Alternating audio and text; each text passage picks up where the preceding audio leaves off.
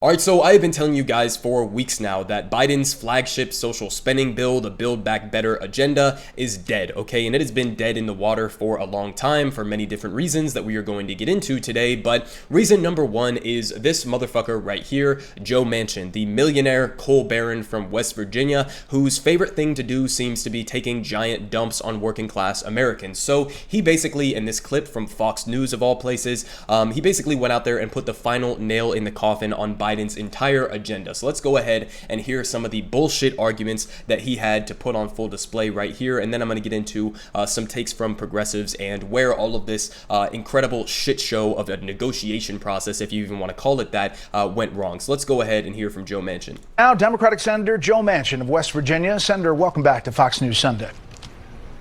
Good to be with you, Brett. Senator, you're at the center of this negotiation with the president over his social spending and tax bill, the Build Back Better bill that is not coming up in the Senate before the new year, in part largely because of your reservations. Without you, the leadership doesn't have the votes it needs.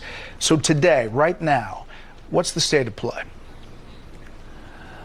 Well, Brett, this is a mammoth piece of legislation, and I had my reservations from the beginning when I heard about it 5.5 months ago, and I've been working diligently every day and every minute of every day. I've been working on this, meeting with, whether it be the President Biden, whether it be Majority Leader Schumer and his staff, whether it would be with Nancy Pelosi. By working on it, by the way, what he means is working alongside his corporate donors to completely gut all of the most popular provisions from this bill. So please continue. All of my colleagues, from all different spectrums of the political spectrum, if you will, from the right to the left, I've done everything humanly possible.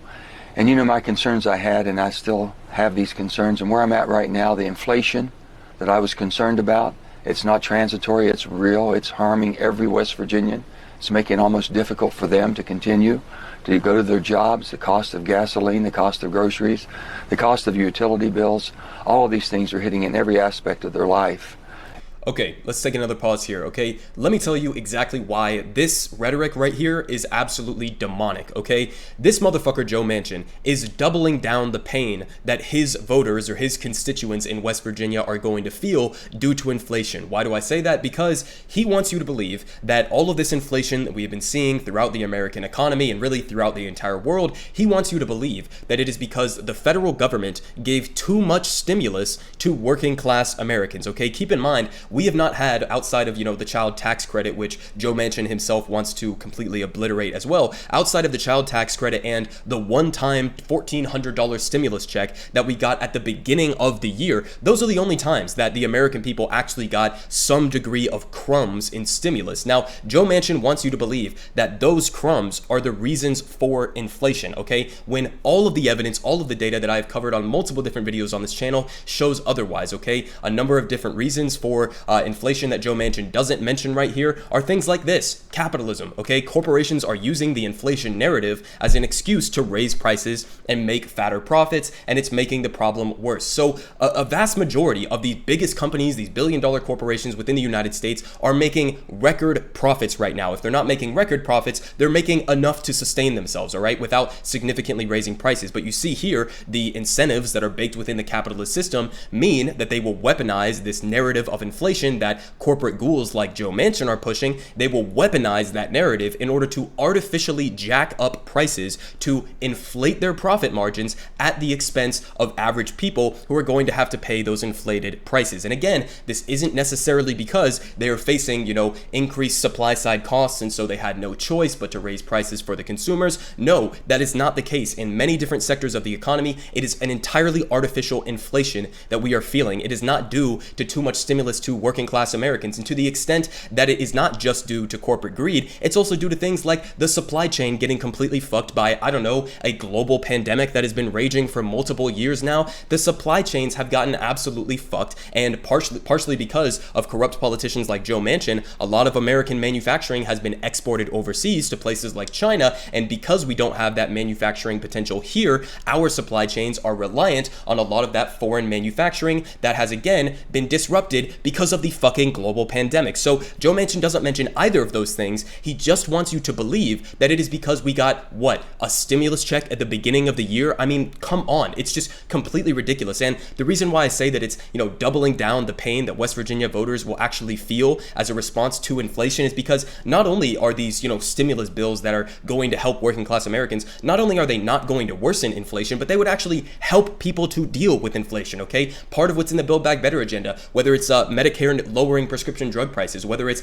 paid family leave, whether it's the child tax credit, whether it's all of these different things, free community college that got taken out of the bill, or whether it's a universal pre-K, which isn't actually universal, but no matter what it is, okay, these things reduce inflation that average Americans are feeling, okay? Just as one example, Medicare lowering the cost of prescription drugs, you think that would increase inflation? No, it would mean that Americans get to save money every month that they are not dumping into the pockets of giant pharmaceutical executives and instead get to spend that money elsewhere. That is not inflationary, okay? That is the opposite of inflationary. It is deflationary pressures that this stimulus would actually have a positive impact on average Americans. But Joe Manchin is not only standing by corporate America, who oppose those measly crumbs to the American people, but he is doubling down on the pain that they are going to feel by restricting and basically trying to push austerity at a time when people need that stimulus to survive. So again, absolute demon. Please continue.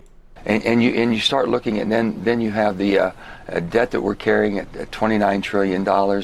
You have also the geopolitical unrest that we have. You have the COVID variant.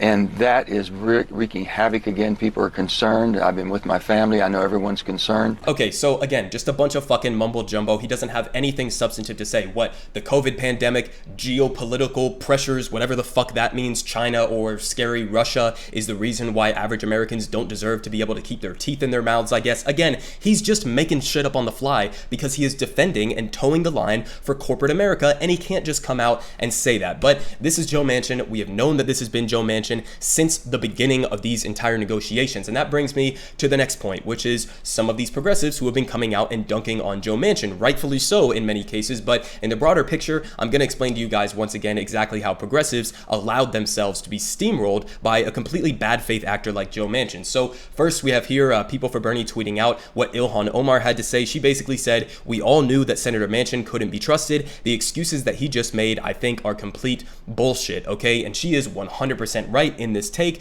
But the problem then is, while Ilhan Omar was one of the members of the squad who voted against the bipartisan infrastructure framework and letting that be detached from Build Back Better, which is basically when the Congressional Progressive Caucus gave up all of their leverage, once that happened, okay, yeah, you had a handful of progressives like Ilhan Omar, AOC, Jamal Bowman, a couple others who ended up voting against the bipartisan infrastructure framework, but that didn't matter because they were overwhelmed by Republicans who joined in with corporate Democrats to get it passed. So what you would have actually needed in order to maintain the leverage that progressives had is you would have needed Pramila Jayapal as the head of the Congressional Progressive Caucus. She would have had to maintain a unified Congressional Progressive Caucus who would have stuck together and said, we are not going to vote for the bipartisan infrastructure framework unless we have a 100% guarantee that Build Back Better is going to pass at the same time. Now, obviously, that didn't happen, and Pramila Jayapal let the bipartisan infrastructure framework go to the Senate and basically relied entirely on a promise from Joe Biden that he was going to be able to get Joe Manchin and Kirsten Sinema to fall in line. So that was the mistake that progressives made. You shouldn't have trusted Joe Manchin. You shouldn't have trusted Joe Biden. Okay, these are both corporate ghouls. They are not going to fight for the agenda that you want. You have to do it yourselves. So that's the mistake that progressives made in this. But again, we had some of them who did end up voting against the bipartisan infrastructure framework. They have been coming out and dunking on Joe Manchin. Here was Jamal Bowman adding his take. Wow, Senator Joe Manchin, with all due respect, he deserves absolutely no respect. But when you say that you're a no on Build Back Better, is it you or is it the special interests that powers you? Well, the answer to that is very obvious. It is those special interests that are giving him bribes in the form of campaign donations and otherwise. But he says here, pointing out the impact of the no vote from Joe Manchin: no more child tax credit payments, no more affordable childcare, no paid leave, no immigration protections, no community violence and trauma intervention funding, no $35 per month cap on insulin, no down payment assistance, no housing vouchers, no sewer, wastewater, or drinking investments that are not in the Build Back Better and not DIF, no public transit investments, no money for making flood insurance more affordable, no substantial climate protections, no relief for middle-class homeowners. So again, the list is very extensive. Joe Manchin seemingly despises average people and wants them to suffer as much as possible, as long as it means that corporate America will walk out the back door with a little bit more fat stacks in their wallets. But here we had Bernie Sanders also joining in this chorus, saying if Senator Manchin wants to vote against the Build Back Better Act, he should have the opportunity to do so with a floor vote as soon as the Senate returns. So I agree with Bernie. Yes, this is what you need to be doing. You need to put him on the line and make him vote against it. And basically Bernie's argument here is we want Joe Manchin to have to go and explain to the people of West Virginia why he is opposing things that are overwhelmingly supported by his constituents. I talked about this yesterday on the video that I did on this. Again, every single policy that Joe Manchin had taken out of the Build Back Better Act, in which he is entirely basically coming out against all of these policies now, all of them are overwhelmingly supported by people in West Virginia. And you see here on the net margins, it is not even close, okay? Independents, Republicans, Democrats, does not matter. The people of West Virginia wanted the $3.5 trillion Build Back Better Act, and Joe Manchin is saying he's not even willing to pass the hollowed out and gutted $1.75 trillion bill. So you see here, it's not that he's, representing conservative West Virginia voters, it's that he's just corrupt. He is representing corporate America against the wishes of the voters in West Virginia. So that much is very clear. But getting back to what Bernie Sanders was saying, right? Joe Manchin, we need him to go out there and have to explain to the people of West Virginia why he did what he did. Well, we know the arguments that he would use if he had to go and do that. He would lie to them, okay? He would say everything that he just said in that clip that we just watched and talk about bullshit inflation numbers and the national debt and deficit and blame everything other than his own corruption for why they can't get that stimulus that they overwhelmingly need and want. So my opinion on this is that this doesn't go nearly far enough. Bernie Sanders, Joe Biden, the rest of anybody who believes, members of the squad, anybody who actually wants Build Back Better to get passed, and this is something that should have happened when it was still at the $3.5 trillion number, not just now that it's, getting whittled down into literally nothing, but you should be in West Virginia right now, okay? It shouldn't be on Joe Manchin to go and lie to his constituents, which we know he would do, to explain why he's voting that way. No, you need to go to West Virginia, Bernie Sanders. I'm sorry, I know that you're, old as shit, but you just went to stand in solidarity with the Kellogg's workers. You can still get around. Bernie, members of the squad, Joe Biden himself, you need to be in West Virginia right the fuck now, burying Joe Manchin into the dirt until he falls in line. That's what you got to do, okay? You can't take a hands-off approach and be like, well, maybe he will have to go and take a political hit by explaining himself. No, you go explain it to the voters in West Virginia and make them rise up against Joe Manchin and absolutely shit on him for doing this. That's the way you actually apply pressure, and Bernie should know this because he wrote an op-ed in the West Virginia Gazette, and Joe Manchin lost his shit instantly. So you know that he cares about what people think of him in West Virginia. Go there right now and rally against him. That's what needs to be done from the progressive angle. Now, again, pointing out here from Owen Higgins, who is basically just recapping what I just said. He says, I get why Bernie is saying this, meaning saying that, Joe Manchin is going to have to do a lot of explaining to do, but it's not a winning argument because Manchin does not give a fuck about people of West Virginia, okay? So if you don't give a fuck about your constituents and you're just representing corporate America, then he's not really going to care about going and accurately explaining why he's doing what he's doing. So listen, in the broader picture, we have had some responses from the White House. Joe Biden coming out, this is the harshest I've seen him condemn Joe Manchin up until this point, but even this is not enough, okay? You can write all the letters you want, you can write all the press releases you want, but at the end of the day, you need to go show up in West Virginia, okay? All the members of the squad, Bernie Sanders, Joe Biden,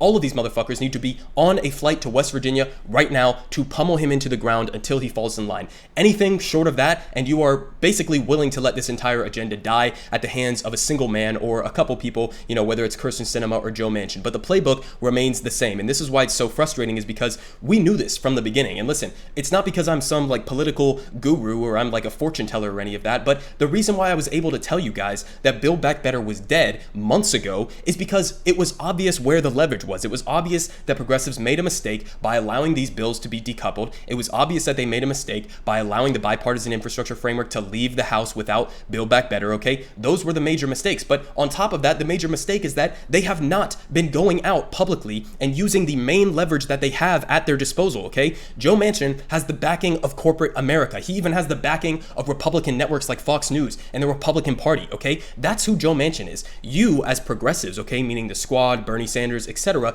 your greatest strength is public pressure. Why are you not using that? This entire negotiation process, progressives have been perfectly fine to negotiate behind closed doors, to negotiate in good faith, as they have been saying saying with Joe Manchin and Kirsten Sinema. Here's the problem. They are corrupt. They are not acting in good faith, and this was inevitably going to be the result from the beginning. So you never should have agreed to do these backroom negotiations pretending as if they're acting in good faith when they're not, and they never were, okay? You have to use the main leverage that you have at your disposal, which is public pressure. If you want to go fight for this, then go fucking fight for it.